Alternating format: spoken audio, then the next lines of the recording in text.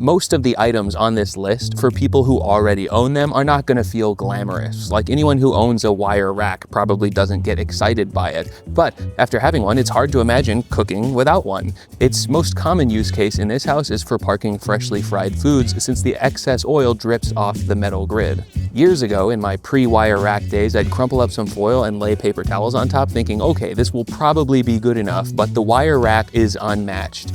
And it's not just for frying. If you're gonna season a whole chicken or a tray of chicken wings the day before cooking, you really ought to do it on a wire rack. That way, any moisture that the salt draws out can drip off the surface instead of pooling underneath. With a rack, the cold, dry air from the refrigerator can flow all around the meat, drying out the surface better for a better sear. Mine's got this black circle on it from the time I used it to grill over a charcoal chimney. That's why I only buy racks made out of pure metal. Don't go out and buy a so-called cooling rack that's covered in silicone or non-stick coating. Just about everyone agrees that the Thermapen is the gold standard for kitchen thermometers. ThermoWorks, the brand behind Thermapen, is so dripping with the proverbial sauce that they don't even sell on Amazon. They have such a great reputation that they don't need to surrender big margins to the biggest e-tailer on earth. The difference between this and this is that nobody really needs an immersion blender. It doesn't really do anything that a normal blender can't do, but it's so small that you can fit it in a drawer, and it's so nimble that you can use it to whip up homemade mayo or expertly emulsified salad dressings in a little quart-sized jar. If you're making something hot like soup or sauce, it's so much easier to blend it into a smooth liquid with a handheld stick that puts its business end right in the pot. I could pour everything into a countertop blender, but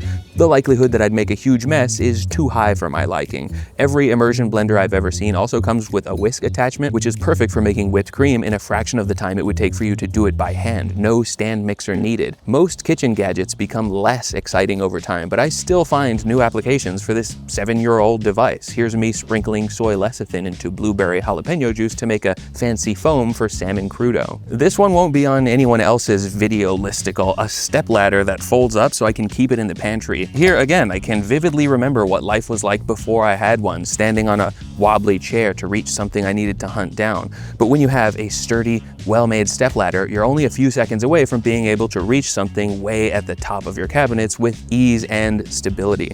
Go ahead and just observe your highest cabinet right now, or the space above your fridge where you park stuff you might have forgotten about. You never know what might be hanging out up there. Now, I feel like I have way more usable storage space knowing that the stuff that I put on the tippy top shelf isn't doomed to be forgotten. If you cook, you generate a lot of food waste. Scraps, peels, stems, you really ought to compost all that. And composting is much easier when you can mix all that nitrogen-rich wet material with carbon-rich dry material. That's why I count this paper shredder among the tools that have changed the way my kitchen operates. Every week, I get a stack of coupons and paper advertisements. My junk mail, checks, sensitive documents, they all go into this paper shredder where they then become highly compostable. It takes me about 2 months to fill up the receptacle. At that point, I can empty it all into my worm bins and the red wigglers will take it from there. Most vermicomposting problems that might arise, things like odors, mold, flies, or excess moisture, can be remedied by adding more dry carbon. This paper shredder lives in my kitchen and I count it among my favorite kitchen tools. If I could pick just one thing to buy for each and every one of my viewers, it would be a food processor. My job would be so much easier if I just knew you had one. I do feel like I mention that pretty frequently, so I'll leave it at that, but it does deserve an honorable mention since it's the one thing I'd buy you for your birthday if I could. I bought this chest freezer a month before our baby was born, and my family still makes fun of me for it. Yes, I overestimated how much room for breast milk we'd need, but I filled it up anyway, and it has dramatically altered the way that I cook. No longer do I have to choose between preserving the burger buns or the chicken stock. I've got room for everything in here. I make a double or triple-sized batch of every meal now. When I've got baggies of cooked rice and braised meat on hand, I'm never more than a few minutes away from a meal. I think with time, I will have learned enough to present you with a bulletproof list of the perfect chest freezer loadout, but for now, my strategy is to chuck everything in there. I'll freeze my raw wingtips after butchering chicken, even if I only had 2 of them. Over time, I'll collect enough pieces and then I can make stock. In fact, I can make way too much stock knowing that I'll just freeze it in quart-sized portions. Without really trying, I've cultivated a perfect trickle-down gastronomy. Go back and watch my video about what I eat when I'm too lazy to cook, and then understand how luxurious it feels for my base level, worst case scenario struggle meal of frozen wontons simmered in broth to be made of homemade, collagen-rich, ultra-chickeny stock. It's a beautiful thing. Poultry shears are good for poultry. If you've wished to become the type of person who buys whole chickens but haven't yet learned the requisite butchery skills, these present a nice entry point. You can spatchcock a hen in 30 seconds with a good pair. But it's also just kind of nice to have a set of shears that lock in the shut position and put out a massive amount of force. I didn't think I'd use these more than a couple times a year, but they turned out to be perfect for cutting the woody stems off a bouquet of grocery store flowers. If these broke or got lost, I'd replace them immediately. That's true for everything I put on this list, and that's why I count them as things I refuse to live without. This last one might spark a debate regarding whether or not ingredients count as tools, but I think one of the most underrated spice blends, at least in America, is Berbere. I wish I heard people talk about it more because it combines a ton of flavors I like in a ratio that tastes more novel than familiar.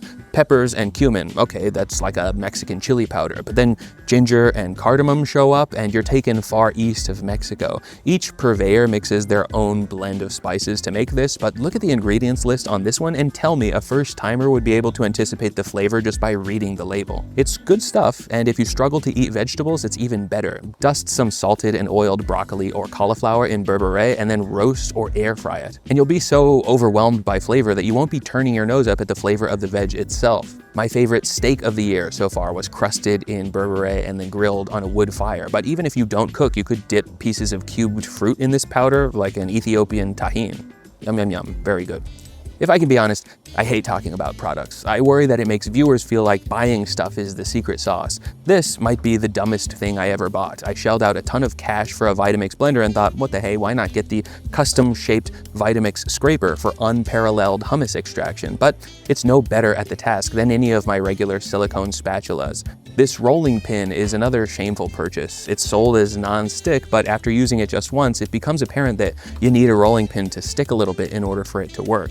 This thing stinks. I'd give it away, but it's more of a curse than a gift. Finally, people love to say that every cook needs a bread knife, but they're difficult to sharpen. And as someone who doesn't bake crusty bread, I've never had a situation where serration outperformed good old-fashioned sharpness. It is on everybody's must-buy list, so I worry I've waded into dangerously hot take territory here, but the point is to say expensive specialty products aren't always that great, and purchases should be made to solve your own personal problems. You won't know what those problems are till you get into the habit of cooking for yourself every day, so respectfully, get back in the kitchen. Seed has paid to be mentioned at the end of this video. Seed makes DS-01 Daily Synbiotic, a little capsule that I take at the beginning of each day to imbue my guts with a broad spectrum of prebiotic and probiotic microorganisms. This is one of those products that I used personally before accepting an ad read deal. My wife works in an office where half her coworkers take DS-01 for their tummies, so I started using it, and I liked the way it made me feel. It contains 24 clinically and scientifically studied microorganism strains for whole body benefits like gut, skin, and heart health. The characteristic that I care most about is the survivability of those microorganisms. I wouldn't want to make a habit out of eating probiotics that don't make it to the colon. DS-01 is delivered inside of a patented capsule inside of a capsule ViaCap, which is engineered to survive digestion, but also is good at protecting its contents such that you don't need to refrigerate the capsules. I wake up thirsty every day, so the first thing I do is take 2 DS-01 capsules with my morning quart-sized chug of room temp water. I take it mostly for the promotion of gut health, but it can promote healthy skin hydration too, so win-win. Use my code SHACK25 for 25% off Seed's DS-01 Daily Synbiotic. That's code SHACK25, and there's a link in the description that applies the code for you automatically at checkout.